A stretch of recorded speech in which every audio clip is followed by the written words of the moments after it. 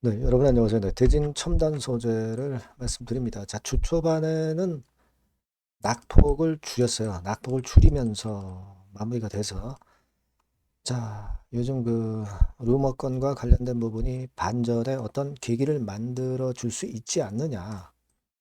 네, 이런 생각도 이제 할 수 있는 그런 부분입니다. 자, 지금 이 건에 관련된 지금 기술 유출 건에 관련된 아티클이 이제 여러 가지 나와 있어요. 네.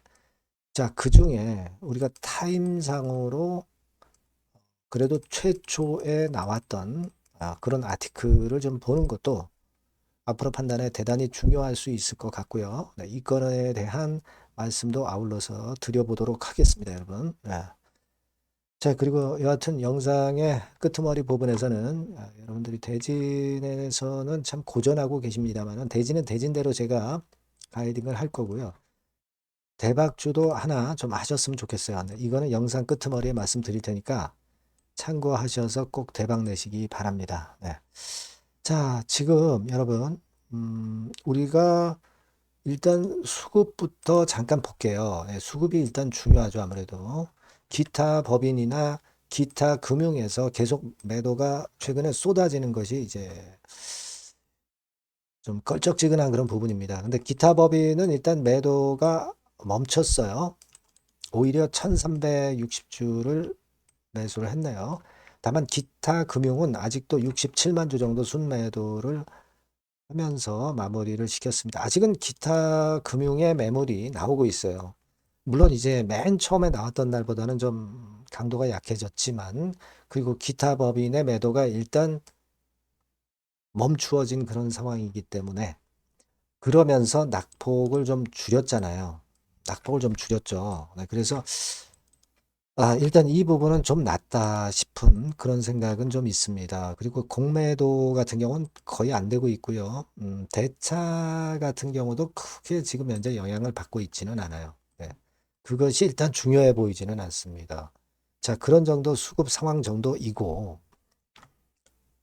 사실 지금 뭐 시장에서는 여러분들이 비단 이번에 기술 유출권 뿐만이 아니라 시비권에 대한 부분들도 이제 루머로 이제 마이너스 요인으로 나오기도 하고 있고, 자, 최대 주주의 그 KEM텍의 유상증자 한 건에 대해서 그렇게 썩 그 우호적이지는 않은 그런 루머죠, 루머. 이거는 우리가 아직 확인할 수 없는 겁니다. 뭐 이런 건도 나와 있고, 뭐 여러 건들의 마이너스 요인도 나와 있기는 합니다. 하지만 일단 그 CB 같은 경우는 제가 말씀을 드렸지만은 이거는 뭐 탄소 CNT 쪽 그쪽에 미국 공장 때문에 이제 시비를 발행한 거니까 이것에 대해서 하자를 사실 생각하기는 좀 어렵고요.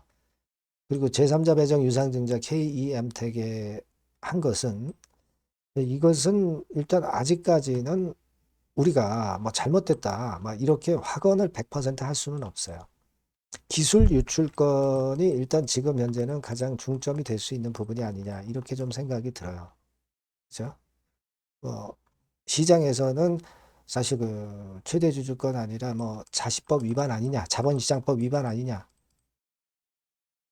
구속이 저번에 전 대표가 됐을 때 일신상의 사유로 허위 공시한 것이 이게 자시법 위반 아니냐, 뭐 이런 이야기도 돌고 있습니다만 이거는 우리가 판단할 문제가 아니고요. 그죠? 일단 그거는 경과 과정을 봐야 되겠고, 이 기술 유출권에 대해서는 지금 현재 이제 얘기들이 많이 나오고 있습니다. 아티클이. 그래서 여러분들 뭐 다 보셨겠지만 11월 8일 머니투데이 건의 기사를 보면은 여기도 이제 그 건과 관련된 언급이 이렇게 쭉 나와 있고요. 그리고 딜사이트 같은 데서도 11월 10일자 기준으로 KEM텍, 이 KEM텍에 대해서 이제 아티클이 나왔죠. 그래서 KEM텍에서는 기술 자체 유출이 구조상 불가능하다. 이런 기사건도 나왔어요. 그죠? 여러분도 잘 아시다시피 KEM텍은 협력 관계죠, 지금. 대진 첨단 소재하고. 그죠? 협력 관계입니다. 그래서 제3자 배정 유상 증자도 투자를 대진 첨단 소재에서 했었던 네, 그런 곳이 바로 이 KEM택입니다. 네, 그래서 일단 협력관계, 전략적 투자 및 협력관계, 2차 전지권과 관련해서 요 정도의 얘기가 나오고 있는 이 KEM택인데 이 KEM택 관계자도 이번에 여하튼 연루가 된 것 같아요. 그래서 그 건에 대한 얘기는 나옵니다만은 기술 유출은 불가능할 수밖에 없다는 건의 논지로 아티클이 이렇게 나와 있어요. 그죠? 자, 근데 이런 기사건 이전에 사실은 11월 3일 날 이 건과 관련해서 기사가 이미 먼저 나왔었어요, 여러분. 11월 3일 날. 근데 11월 3일 같은 경우는 여러분들 주가를 보셔서 아셨겠지만, 뭐, 약보합선, 그 다음날은 또 위쪽으로 크게 올랐었죠. 그랬다가 나중에 밀렸어요, 나중에. 나중에 밀린 것은 기타 법인이나 기타 금융 때문에 좀 밀린 그런 부분들도 있고, 그 건의 재료가 여러 그 인터넷 미디어를 통해서 나오다 보니까 이때 더 충격을 받은 거죠. 사실 제가 말씀드린 대로 이미 11월 3일에 나오기도 했었습니다. 이때는 멀쩡했어요. 멀쩡했다가 급작스럽게 밀린 거죠. 그죠? 근데 이 아티클이 좀 세부적으로 그 내용에 대해서 기술 묘사를 잘 했어요. 그죠?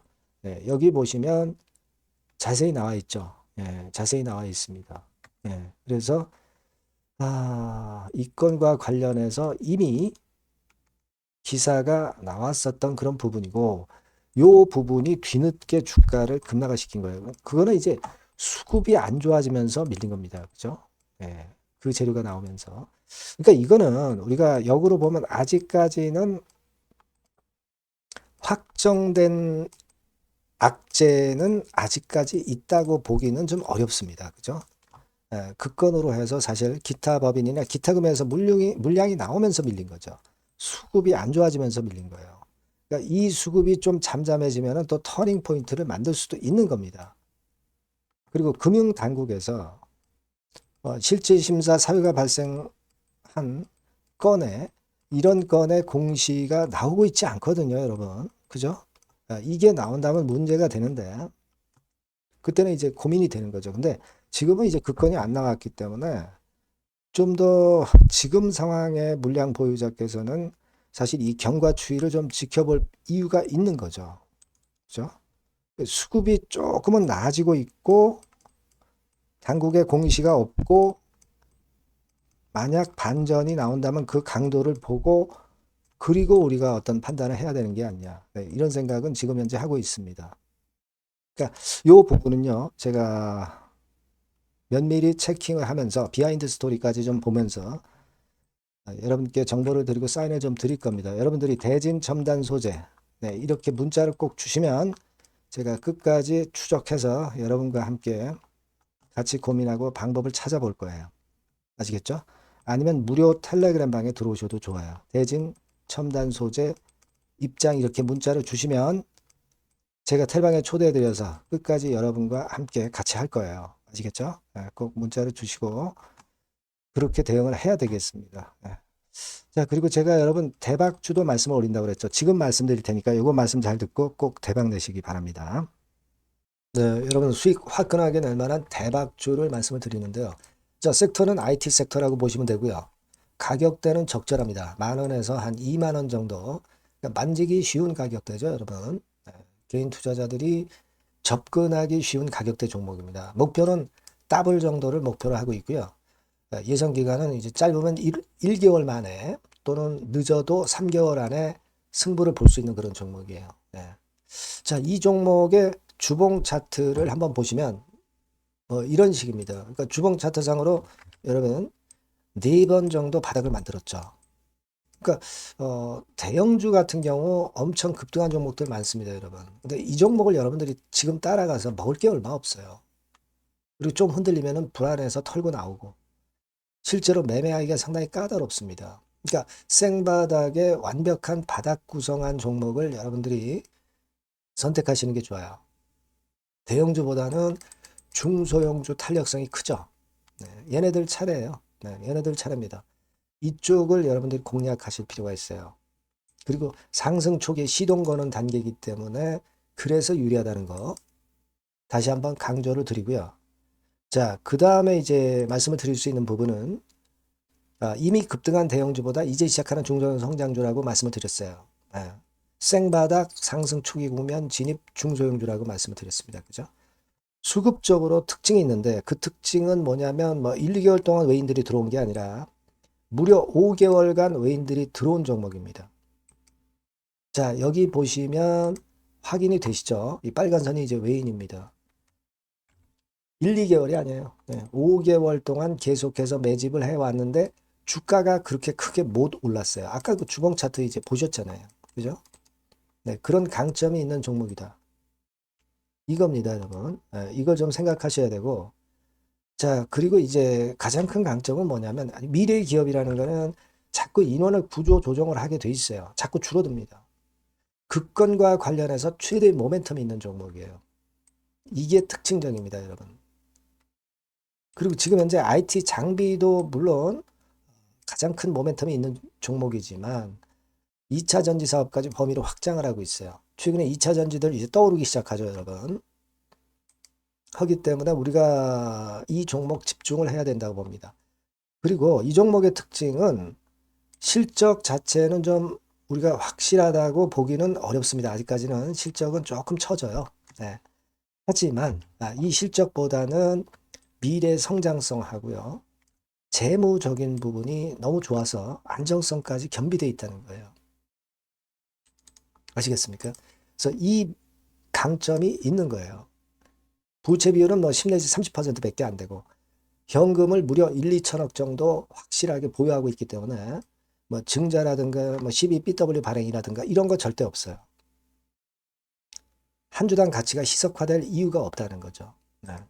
그리고 마지막 포인트로는 3차 상법 개정이 되면 최대 수혜가 될 수 있는 종목입니다. 3차 상법 개정의 중심이 뭡니까, 여러분? 이거 한번 잘 생각해 보세요. 예. 요겁니다, 여러분. 요 대박주는 꼭 한번 해보시고요. 요 전번으로 대박이라고 문자 주시면 제가 매수부터 중간에 매매라든가 매도까지 확실하게 가이딩을 해드리도록 하겠습니다. 꼭 문자를 주셔서 대박 시세 한번 내시기 바랍니다. 네, 감사합니다, 여러분.